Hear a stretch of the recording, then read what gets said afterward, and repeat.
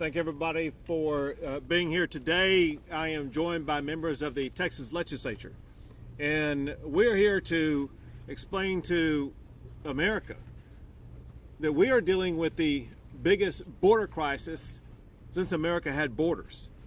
It's all because Joe Biden allowed this entire area to be penetrated by the drug cartels that smuggled in illegal immigrants. If you see an area that is boxed off by a container that has razor wire on the container or on the ground or on the fence, those are areas that illegal immigrants were once able to cross that are now unable to cross. And the reason why we've been able to achieve that level of decrease in illegal crossings is only because of great teamwork in agencies across the state of Texas. First, an update about some numbers from the Texas Department of Public Safety. They have made over 39,000 criminal arrests. They have apprehended more than 480,000 illegal migrants. They've deterred more than 95,000 illegal entries and engaged in more than 4,300 bailouts. They have filed more than 19,000 charges for smuggling. Those charges for smuggling now face a new consequence because of members of the legislature who stand behind me. They passed a bill that I signed into law that increases the mandatory minimum time behind bars for smugglers to 10 years. If you smuggle somebody into or through and across the state of Texas illegally, you'll be spending a long time behind bars.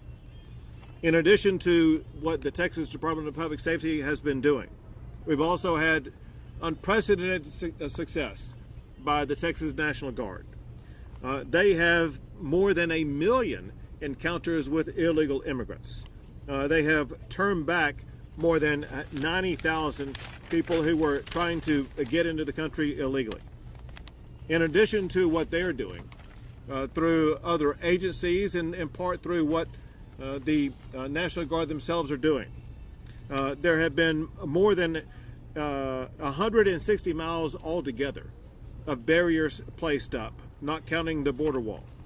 They include the razor wire, fencing, anti-climb barriers, these Connex boxes, and the buoys that are in the river.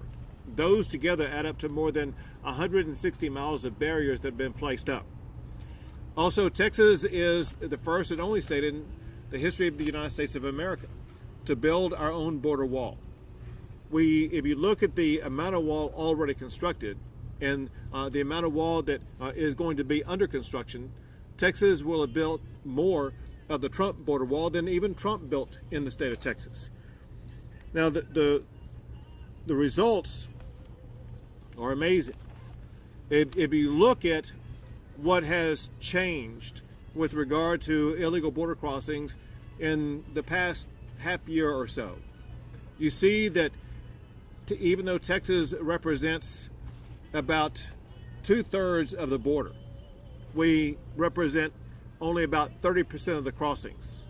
The lead crossing areas are California, Arizona, and New Mexico that represent 70% of the crossings. Now, unlike before, migrants are choosing to go to states other than Texas. And that's because Texas has put up the resistance that it has. Early on, under the Biden administration, most of the migrants were coming through Texas. That's not true. The same is true for this area that we gather in right now. If you look at this massive park area, this is an area where you would regularly see 2,000, 3,000, maybe 4,000 people crossing the border illegally.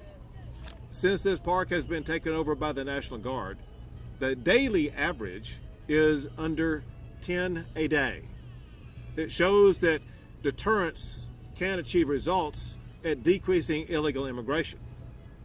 The only reason why it's not happening is because the President of the United States is not enforcing the laws that are already on the books. He does not need more laws. He has the tools in his toolbox to do exactly what Texas is doing, and that's to deny illegal entry into the country, which he is required to do by laws already passed by Congress. Part of the teamwork that we're seeing is tremendous leadership by the Texas National Guard to look forward about where we are going. We are working with the Texas National Guard on strategies to both add and to accommodate more National Guard in this area. We will also work with the National Guard to continue their strategies of adding more miles of razor wire and anti-climb barrier. To also recognize another branch of government in Texas that is a partner in this effort, and that's the legislative branch. The tools and strategies that DPS, the National Guard, that I and others have to do anything to secure the border would not exist if it weren't for the efforts of the members of the Texas House of Representatives. I want to have some of them speak at this time, including the Chair of House Appropriations, Chairman Greg Vine. Thank you, Governor. And Governor, thank you for your leadership on this issue. I remember in mid-2021, the Governor asked to visit with me in his office. He had already initiated Operation Lone Star, and what he shared in that visit was that the problem at the border was of a magnitude that we had never before experienced. And efforts and initiatives we had taken in the past were simply going to be insufficient. We needed a new plan, and it was going to require great resources. And since that moment, with Governor Abbott's leadership and with Speaker Phelan's leadership, Lieutenant Governor Patrick, and all of the members of the House of Representatives that you see here, we have been unwavering in our commitment to step into the gap and to address a chaotic crisis where the federal government has refused to address and enforce our immigration laws. When you look at the appropriations for border security under the 4 years of the Trump administration in Texas, that was $1.6 billion. For the 4 years of the Biden presidency, Texas is appropriating $11.6 billion to do the same thing.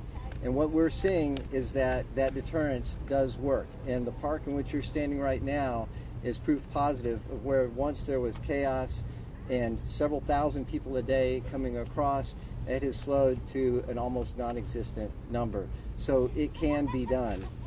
When you break down the effort, about $3.1 billion goes into barriers and border infrastructure. About $200 million, because Texas has banned sanctuary cities in our state, goes to transporting illegal immigrants to sanctuary cities in other parts of the United States. And the balance is spent on the Texas Military Department and the Department of Public Safety for human resources and operations, and we thank them for the great work that they are doing.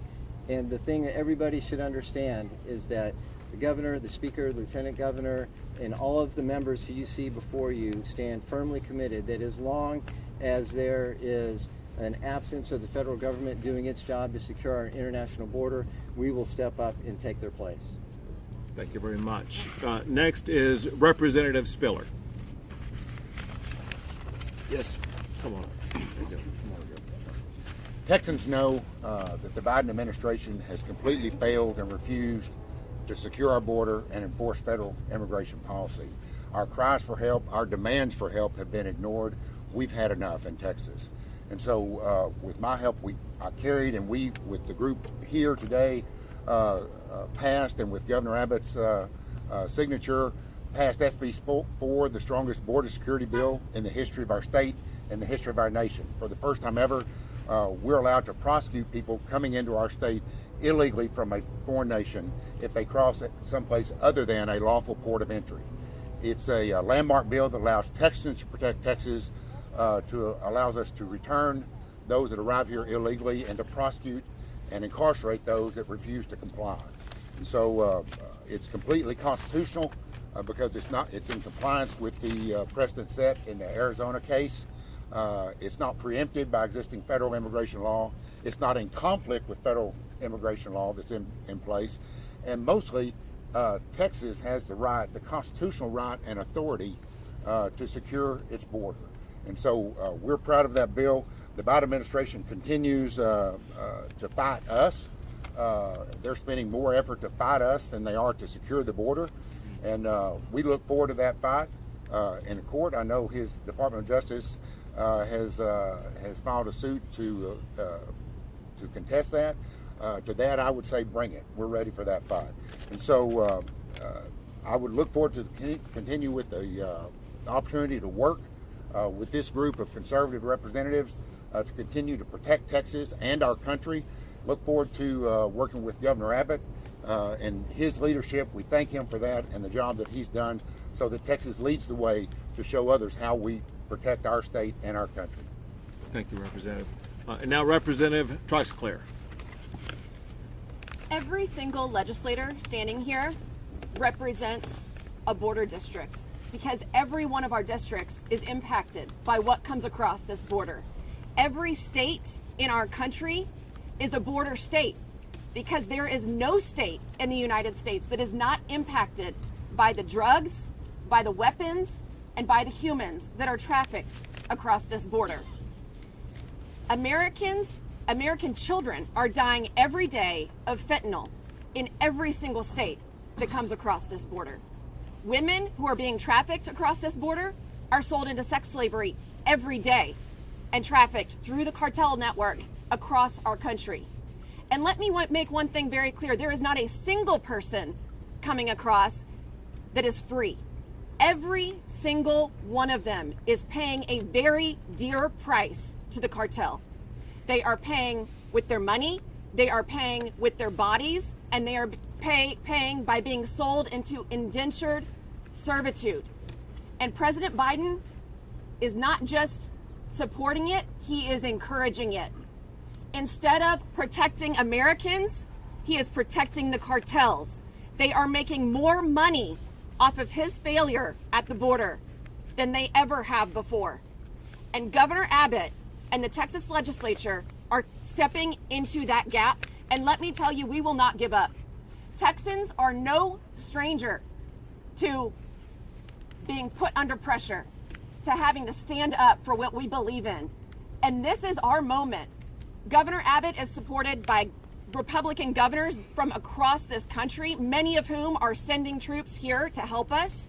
The real heroes are the DPS officers in the Texas National Guard who are serving every day away from their families to make sure that Texans and every American are safe.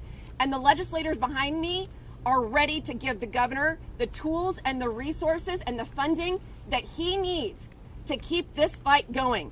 This is the number one issue, not just to my district, not just to this state, but to Americans across the country. And so to every American out there, Texas has your back. Governor Abbott has your back. And Governor Abbott is doing the job that President Biden refuses to do. And we will never give up. Thank you so much. Thank you very much. And a big thank you to all these members of the Texas legislature. Texas would not be in a position to do what we're doing without them and the laws they pass, the efforts they've undertaken. And so I thank all of you all very much for what you've done, for being here, and what we will continue to do. With that, we'll take a few questions.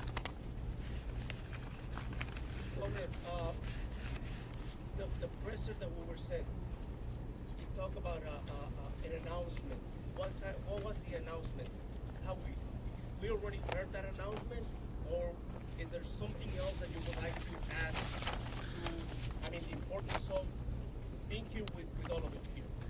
Well, for one, the importance of the people who join me today is the fact is the wire that you see preventing illegal entry, the Connex boxes that you see, the soldiers that you see, the Texas Department of Public Safety that you see, none of that would be here but for the people who stand with me today. As far as future announcements, listen, we being my office, we're working with the Texas National Guard on strategies to make sure that we're going to find ways that we will be able to both add and accommodate more soldiers being deployed in this area. And more details will be provided in the future. At what point, Governor, would you be willing? You're a Christian person. A lot of people, even Democrats are Christians, something like that. So, without going too deep into religion, there will be a moment where you'll be willing to sit down and have a conversation, at least with the opposite side, as to, meet me here, I'll meet you there. Is there a possibility of that? So let's be clear about two things. One is I've attempted that. I have provided 8 letters to President Biden and his administration asking for certain actions. I've received exactly 0 response. One of those letters I handed to him personally, to his hand. It was a single page. It was not complicated, and it explained exactly what needed to be done in order to secure the border. At that same meeting, I handed the exact same letter to Secretary Mayorkas, who said that he would work with us, and of course he has not. So the Biden administration has done nothing to work with us, despite me reaching out on 8 different times. That said, there is a key factor that we insist on, and that is the beginning of our discussions starts with the enforcement of the rule of law. Laws on the books as we speak right now that don't need to be added, that don't need to be changed, that do 2 things. It denies illegal entry into the United States of America, and it requires the president, the executive branch, to detain them if they do get in illegally. Those 2 laws are not being followed. Negotiations begin once the Biden administration starts enforcing the laws. Governor, is there any plans right now? I'll get you both. Governor, is there any plans right now from the state of Texas to expand similar operations that you are seeing here at Shelby Park? I know you are touting the success in the plummeting of illegal crossings. Are any plans right now to expand similar operations where Texas officials will seize control of certain parts of the border right now? So, yes, we are working on expansion plans to expand the successful operations that we've seen in certain locations that deter illegal immigration. And some of those will be announced after they occur. Others will be announced beforehand. But just know this, and that is the National Guard is relentless. On a daily basis, they're adding more razor wire barrier, more anti-climb barrier, more other ways to repel people from trying to enter illegally. And I got to emphasize this, and that is in doing so, there's actually been a dramatic reduction in drownings in the river by more than 50%.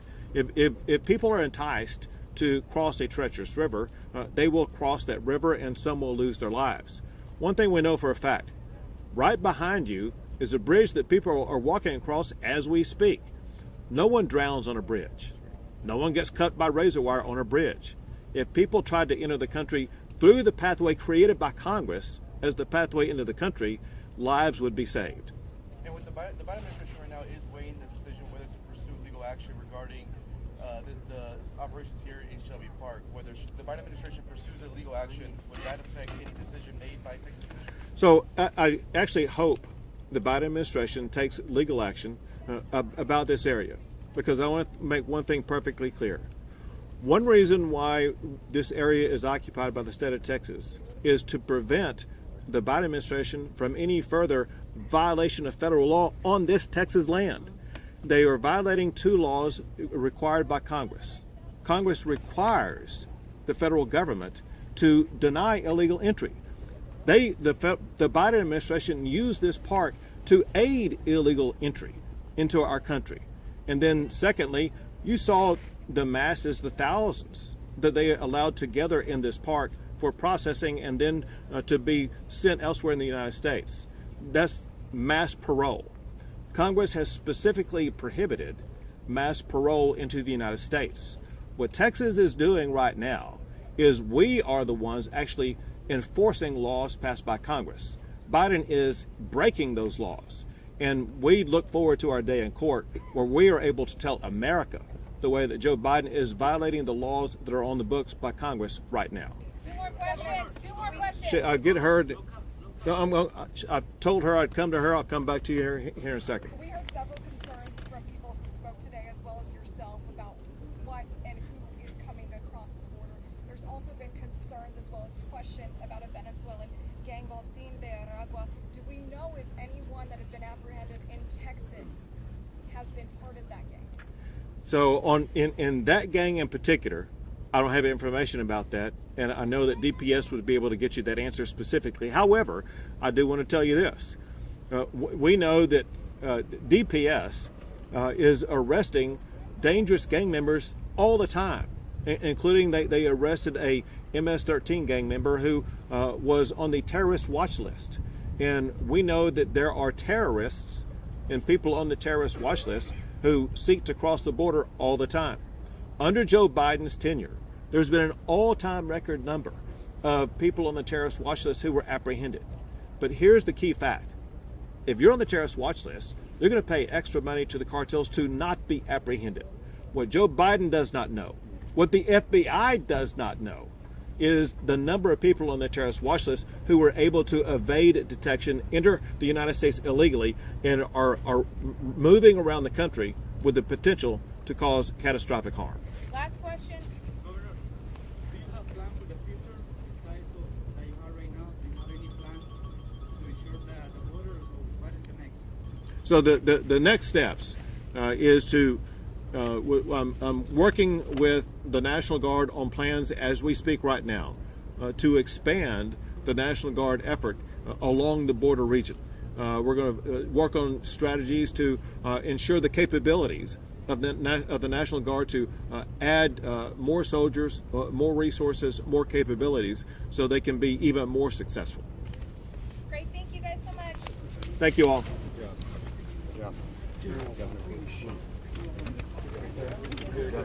All right. Appreciate you. See you soon. I know what you want. You check those two. Yes.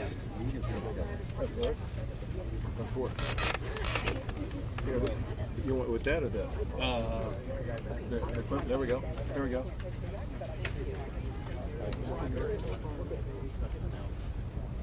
Appreciate you. Yes, sir. Thank you. We'll see you this weekend. Sounds good. Governor, thank you. We appreciate you very much.